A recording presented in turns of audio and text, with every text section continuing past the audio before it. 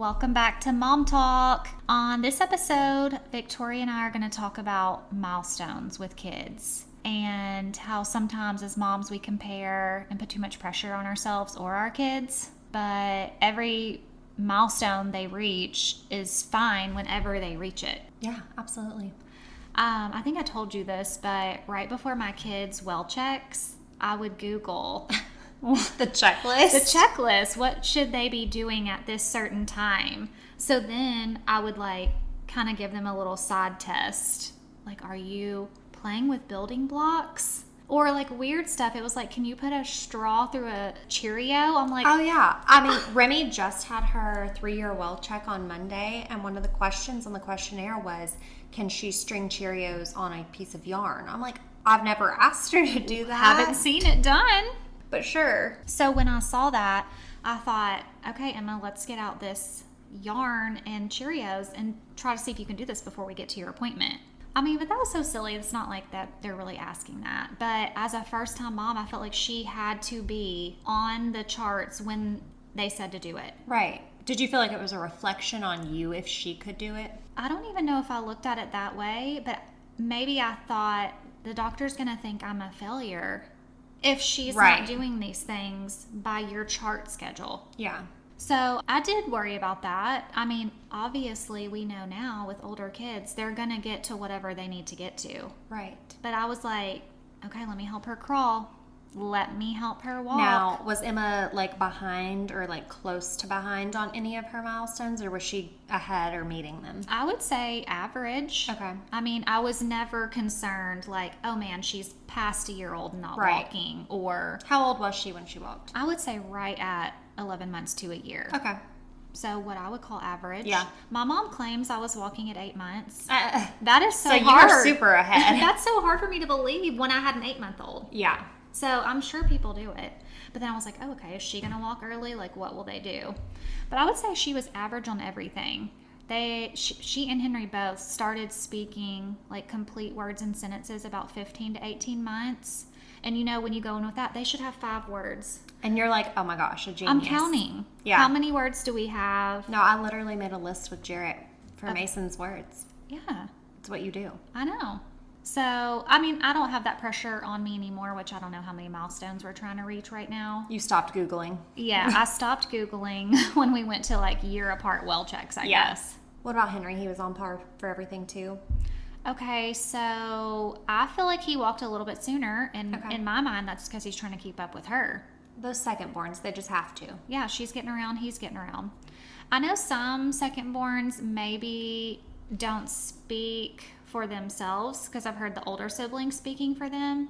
I didn't really have that with Henry either. I felt like that was pretty on par. Mm-hmm. Emma potty trained at 2 in a couple months. And actually somebody helped me do that because I had somebody keep Emma. I don't know if I've ever said this, but a close family friend kept her after she was born up until almost 3. And that was so nice, so great. Yeah. But she was like, okay, we're potty potty training. Potty train her. Yeah. I was like, oh my gosh, great.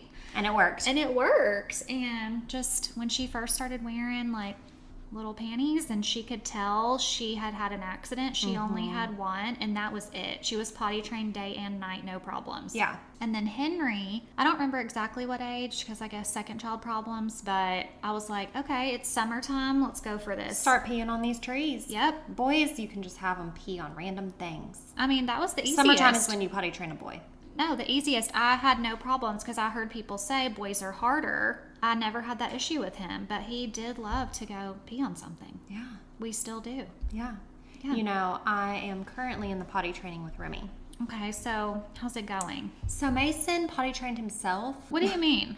I mean, I bought a little potty and I put it together and I was like, hey, here's this little potty. If you feel like you need to go potty, here it is.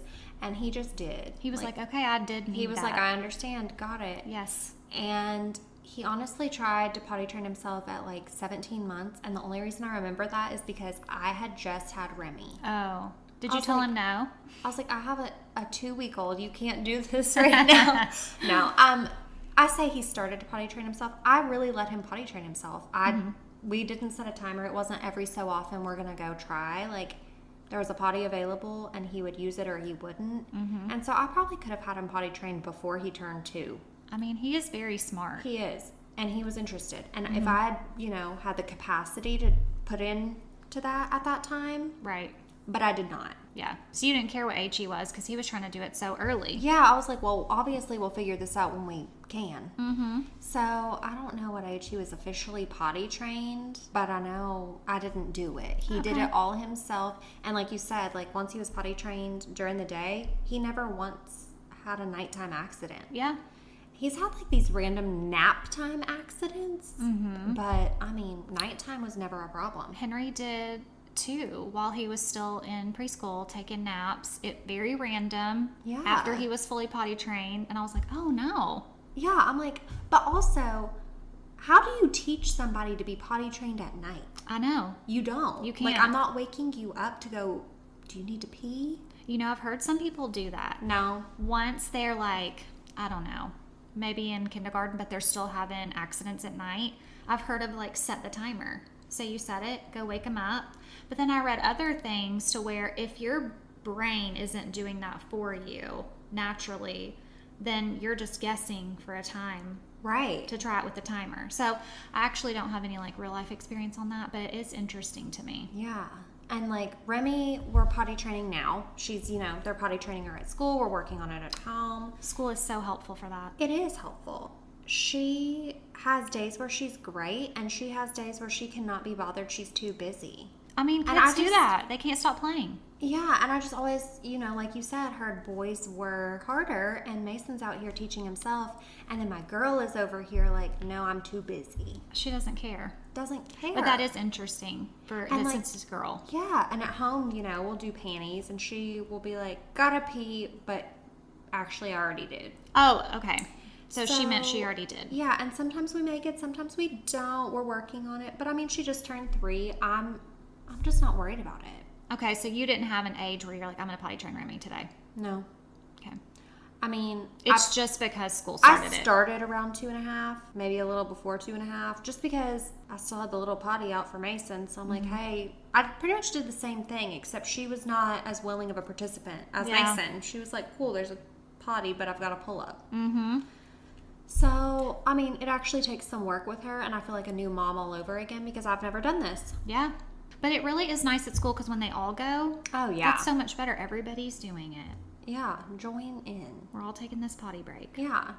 So, I don't have some deadline for her. I mean, she's going to figure it out. Yeah. I'm not worried about it. I don't want to put pressure on her. Like, she does get rewards when she goes potty, and like with Mason, he did have a potty jar, so every time he went potty he got to put a bean in a jar, and when the jar got all the way full he got a big present, like I'm talking like a Christmas level present. Okay. And he got to pick it out. It was like a ride-on lawnmower tractor thing. That is really nice. Yeah, that's a good prize to work toward. Remy has a jar, except instead of beans, hers is a jar of feathers. Okay. Does she care to fill it up? She wants to play with the feathers. I know she grasps the concept because she's picked out a few things, but no, she does not really. She's like, if I get it, I get it. If I don't, I don't. Yeah, she's like, it'll get full when it gets full. Yeah. It's a work in progress. Well, she is obviously on her own timeline. Yeah. And which I mean, is fine. Like social media, internet, you can find any article you want to say what the best age is to start potty training or what age they should be potty trained by. That's true. Because everybody has a different opinion, and their opinion is what worked for them, probably. Yeah, it's weird having 2 kids so close in age, too, because Mason potty trained himself. I was fine with that. Remy's taking until now she's 3. I'm fine with that. Like, I'm not putting that pressure on myself or them. It's all going to be fine. Okay, did they ever do, like, a pacifier? Did you feel like you had to get rid of that? I feel like your kids were not passy kids. My kids were not passy babies. I offered it to both of them. They both were like, meh. Like, maybe the first couple weeks in the hospital. Like, they give it to you in the hospital. So we just brought those home maybe a couple weeks after, but no. I feel like that one's a really big... Oh, that's controversial. If somebody sees your kid with a passy after this age, that's a problem. Yeah, did your kids do passies? Yeah, they both did, and I had to take them both away. Like, I did feel like when the doctor recommended, that was my time. How old were they? He said like 18 months is like the golden age because they should be old enough to not start sucking their thumb, but old enough to realize we're taking this away, you don't need it anymore type of deal. Right. So I went with that recommendation. Okay.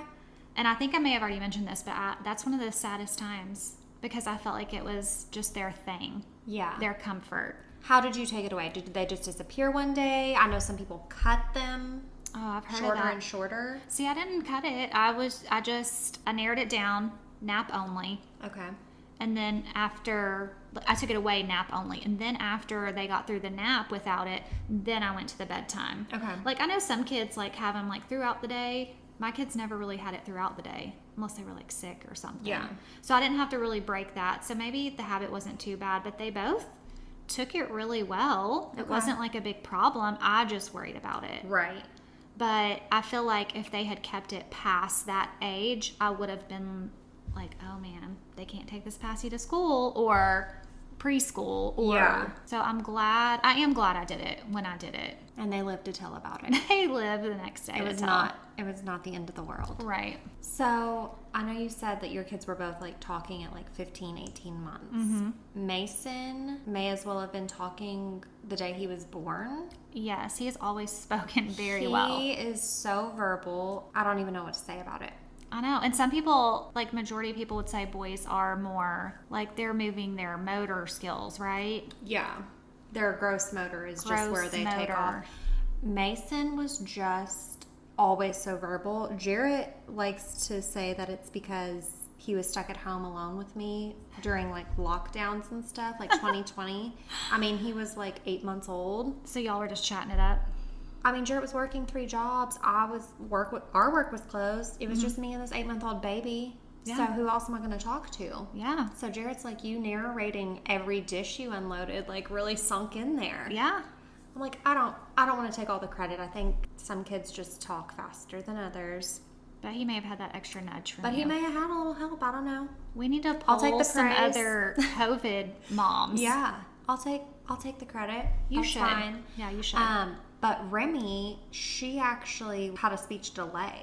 Like, she was not hitting her milestones. She didn't have the words recommended. So, like the 5 words at this age, the 10 words She at had that age. 5 words at the right age. I want to say it was like the 10 to 15 words. I don't remember how many months it was supposed to be, but she was not hitting it. Okay, so she was supposed to have 10 to 15 and she had noticeably She less. still had 5. Okay. We got to 5 strong, and then we stopped. We plateaued. Okay. And so, I don't even remember. I want to say it was her 18-month well check. I brought it up to the doctor. I was like, hey, she doesn't have this many words. And they were like, okay, how many does she have? And I was like, 5 still? And they were like, okay, well, we can wait until, I don't remember what the next month checkup was, like 21 months, and see if, she progresses, or I can give you a speech referral. Okay. And I was like, go ahead and give me that speech referral. Yeah. And they were like, okay, well, it doesn't mean she necessarily needs it. They'll have to do an evaluation and determine if she needs to be there or not. And I was like, that's fine. Yeah. And so we went to speech and did the evaluation, which at that age, with that few of words, it's mostly me saying what I have experienced with her. And so the speech pathologist was like, yeah, I think she needs to be here. Or I feel like with so many things, the earlier you catch it, earlier intervention, the better the outcome. Agreed. So I was like, yeah, we're going to be proactive on this. She did the evaluation. She's like, based off this evaluation form, she doesn't technically need it. She's like, but based off what you're telling me, I'm going to qualify her. We're going to start doing this. Okay. So she started going to speech once a week, and I don't know what I thought speech therapy was going to be. What did they do? I mean, they played with her and just like talked to her, and that sounds so simple. But they would give you directions and like homework, if you will, at home too as a parent. And it was nothing groundbreaking. It was things that I did, but like, I don't know, if I'm playing with a doll, I'm gonna be like, oh, let me change the baby's diaper if I'm narrating what I'm doing to her. But at that point in time, they only wanted her to say 2 to 3 word phrases. Like, Okay. she wasn't putting words together was her main problem. She would say single words. Okay. So I could all day long sit there and be like, cup, and she'd say cup. I could say blue. She'd say blue. I could say blue cup. Okay. She only got the one. Or she would say blue. She'd pick one. We were not getting 2 words out. they broke it down and they were like, hey, we want her to say 2-word phrases. So when you're playing with her, say 2-word phrases. Okay. Like doll sleeping. Okay. And just really break it down. And I don't know. I mean, you don't know until you know. Right. I wouldn't know to do that because you're already narrating. I'm already narrating. But she just needs the 2 short words together. Yes. They're like, you're saying these sentences and that's great that you're verbal and telling her what's up, but that's not what we want her to do. Mm-hmm. We want them to mimic us, and you're overloading. She can't mimic 7 words. Okay. Mimic I mean, that 2. makes sense. It made so much sense. So, I mean, it was simple things like just changing how I played with her and how I talked. And then really, it didn't take, I feel like, very long at all. We went to speech for 6 months, and she was back up to where she was supposed to be, and now she's very chatty. She graduated. She graduated speech. She loves to graduate things. She had a helmet. Yes. She had physical therapy. I mean, she loves to get a certificate. Yeah, she does. She's on a roll. But yeah, now she's chatty Kathy. And I think that's something that like stressed me out so much. Like, so you were worried about that? I was worried about it. Because of where she was, or because you couldn't get her there until you knew how to do it? I think because she's my second child, and I feel like the fear all moms have when they add on a child, am I going to be able to give this kid as much attention? Am I going to be able to do the same things for this child? And Mason talked so well so early on. I'm like, I wasn't able to give Remy the same thing. Did you expect her to do that, and when she didn't, you were surprised? It kind of sucks in a way that Mason was my first child and was so verbal, because it kind of set the bar unrealistically high. I don't know how many times my pediatrician told me you cannot compare. You can't compare your kid to your other kid. You can't compare your kid to somebody else's kid. Like, you just can't do it. Yeah. But I did. Like, I mean, you also kind of can't help it. I know. It's everywhere. No, I know. So I think for me, it was hard for me because I was like, I did something wrong. But obviously you didn't. I didn't do anything wrong. When you say the first and second child and talking and stuff, I feel like I read more books to Emma. Because I mean, you had the time. It was just us. Every night we're reading. And they say how important that is to read to them, read out loud. And then I would think back, oh my gosh, have I done this with Henry? Is he going to be able to read? Is he going to get good reading grades in school? Like, let me just spiral. Obviously. Which he doesn't enjoy reading as much as Emma does. He will still let me read to him, like before bedtime, like a whole story if we want to. But he is probably not going to pick up a book and read it. Right. I don't blame myself now, but I think that's just him. Yeah. I see, and it's weird too because Remy walked earlier than Mason. Oh, did she? Yeah. So how old was she? She was, like 1 day shy of 11 months. She was 10 months though. Okay. And then Mason, I think he was 12 or 13 months. Like you said, boys tend to have the gross motor before the girls. So my kids were all backwards. None of the wives' tales or statistics were true. Yeah. I Googled way too much. And back to Remy's helmet for a minute. Mm-hmm. Again, I felt like that second child, I wasn't able to hold you as much. You didn't get as much tummy time. Right. You were laying in your swing, or you were laying in your pack and play, or you were whatever too much. Yeah, but that wasn't true. It wasn't true. Some babies just got a flat spot. Right. Like, it's fine. Yeah. And I don't think I've talked about her helmet much on here. Can't remember. Yeah, I don't think you have. I think you just glazed over I touched on it. Yeah. But, I did feel guilt for that. And Mason's head was round. And the second baby, here I am failing again. Like, that was the first time I felt the failing. Yeah. But, it's not failing. And her head was just flat, and we put a little hat on her, and now she's great. And right, like you would never tell another mom. No, honestly. You failed. It's just how you put that on yourself. No, I put it on myself, and like when you Google, like back to the internet, you can find an article for anything, good or bad, in your favor, against your favor. Like, it's just terrible. One thing I was worried about was when they cut their first tooth. Emma did not get her first tooth until she was 13 months old. Oh, wow. That is a long time. That's a long time to not have a tooth because they want you to eat, like, real food. Yeah. Not even one poking out. Wow. I just thought every time she got a cold or was drooly, I was like, it's coming. This is tooth behavior. Yes, I just knew it. And, obviously her teeth came in. She has a full set. She has all her teeth. The only thing it impacted was they don't fall out until later. Okay. So when other kids are losing their teeth in kindergarten, she didn't lose a tooth till 2nd grade. Okay. I mean, actually, to this day, she still has baby teeth. Her teeth are happy in there. They do not want to come out. We've had to pull 6. But Henry, I'm guessing what you would call average, about 8 months. Okay. His came in fine, and he actually doesn't have any teeth problems. And you were stressed with Emma, though. Oh, yeah. Did you ask the pediatrician? Every time. Every time. Did you take her to the dentist? No, I didn't take her to the dentist because the pediatrician said it was fine, and I really trusted him. Okay. You know, he would feel around in there. He's like, nothing's coming yet. I'm like, Yeah. wow. That is wild. I know. So, I would ask about that, too. Yeah, so that was definitely a top concern, but we have teeth. Okay, great.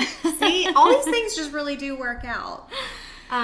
Mason got his teeth pretty early. He got his first 2 teeth at like right at 5 months. Yeah. Like you could like see them through the gums at 4 months. Yeah. I mean, there's such a wide range. That is a huge range to me. And I mean, Remy, I don't know how old she was, 2nd kid. Right. But I know it was not 4 or 5 months. It was later. It was later for sure. Closer to like probably 10. Back to Remy's helmet. When Remy had to have her helmet, I saw like all the pictures. They play like this whole slideshow for you, trying to tell you why you should do the helmet, whatever. I didn't see it, but she like, you know how your head kind of like has a shape on the front? It's not just like flat on the sides. You have your temples where it kind of dips in. Hers was flat on the sides, but it was very round and like perfectly, I don't know what shape you want to call that. Her forehead was perfectly rounded, and I thought that was beautiful and a good thing. Right. But it wasn't. It's because the pressure from where her head was flat in the back was all pushed to the front. Okay, so it was making it more rounded out in the front. Yeah, so it was beautifully round in the front, but it was a wall in the back. Okay. So we had to relocate some of that. Okay, and why do they say that typically happens? It's not how you birthed your child. You had a C-section. Yeah, no. It's not how I birthed. I mean, lots of things can cause it. It can be how they were in you, like chilling. If they chilled with your placenta too closely for too long. Right. It can be caused by like, you know, laying down. But what am I supposed to do? Like Remy liked to sleep a certain way. Mm-hmm. If you have a comfortable spot, and baby sleep a lot. Right. I mean, it can just happen. Yeah. I mean, there are things you can do. She did do physical therapy. She had torticollis, Right. so she was delayed on rolling over. She Okay. rolled over one way. She wouldn't roll over the other way. So were you worried when she wasn't rolling? I was, and I did bring that up to the physical therapy or to the doctor and got a physical therapy referral because I was like, yeah, she's rolling this way, but not this way. And again, the pediatrician was like, well, sometimes it takes them longer. I was like, yeah, it's taking too long for my comfort. And so we went, and they were like, oh yeah, very tight. Gave me exercises to do. We went to physical therapy 2 whole times, and she was rolling the other way. Okay, so you just had to like loosen up It that was side. literally like homework from physical therapy, and it was fine Okay. in 2 weeks. Like, but she just needed that help, and I don't think there's anything wrong with helping your kids, and I feel like that is something that's like frowned upon. Helping your kids? Not frowned upon helping your kids, but like I feel like people feel judged or whatever if they have to end up going to get a helmet, or if they have to go to speech therapy, or If they have to take it a step further than your house. Yeah. I know I felt judged, or like I don't know who I felt like was judging me. Right, because like we just said, you would never feel that way about another mom. I wouldn't, but you know, I'd followed an influencer when Remy got her helmet, and the influencer, her son had a helmet, and some of the people in the comments were so nasty about it. Were they saying like it's her fault? It's your fault. And she had 5 children, and this was the youngest of 5. And so they were blaming the size of her family. They're like, this is why you don't have that many kids. You can't give them the proper attention they need. And so I just felt terrible because I was like, yep, that's me. Oh, that is so sad. Yeah, but I would never do that, but there are plenty of people who would. Yeah. So, you know, taking Remy to the grocery store, I'm like, oh, that lady on aisle 5 definitely thinks I'm a bad mom. Did an older lady ask you one day about her helmet? I know a few people did make comments about it, just Okay. like why Why would the she need helmet? that? They've never even seen it. They probably Yeah. have no idea. Oh, I mean, my grandma, she had no idea. She's like, what do you mean? I mean, we didn't do that when we were kids. So this Right. is, I mean, what, fairly new? Yeah, it's newer. But I mean, they say there's benefits to it. Like it can help with dental things, TMJ. It can help possibly prevent migraines and different like problems like that. So I wonder if I have a flat head. I mean, I don't think you do, but maybe you have a flathead. Emma says I have a spot. Uh-oh. I have a spot too. It's like right here. Yeah. And it's a weird spot because it's like on the top of my head. Yeah, right on the top. Yeah. Okay, hopefully that's normal. That has to be. Okay. But no, I mean, I think my biggest holdup with deciding to do Remy's helmet, because they were like, she's moderate. Mm-hmm. And so they were like, it's your choice. You can do it. You don't have to do it, obviously. And I think my biggest holdup was literally other people's perception of it. And that is the dumbest reason to not help your kid. Right.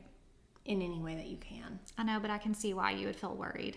Oh, yeah. I was definitely worried. Yeah. And I mean, same thing with speech. Like, it's touchy. Like, do I want people to know that? But on the other hand, they could be thinking, wow, she's really hands-on. She noticed this. She's helping take care of it. Yeah. And I mean, I know there were times when people unintentionally said things that did hurt my feelings, even about speech.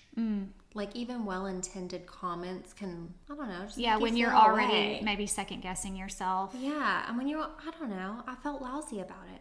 Looking back, I had no reason to. It's literally just another thing. Right. Like, if my kid had an ear infection and it kept happening, I would get tubes. Exactly. If my kid needs help with speech, I'm going to go to speech. Yeah, if they need tutoring when they're in school later, we'll get tutoring. Right. So I don't know why I felt such a way, but I think the early life stuff, you just as a mom assume you can handle it all on your own. Yeah, or that you, bunny ears, should be able to. Yes. But it's okay when you need extra help. Yeah. I don't like that people are hating on people with helmets or speech therapy or whatever type of therapy. Yeah, whatever you need. I don't like it. No. Okay, so in conclusion, we can't compare ourselves to other moms because we're all doing what we think is best for our kids. Yeah, with help, without help, whatever that looks like for you. Yep.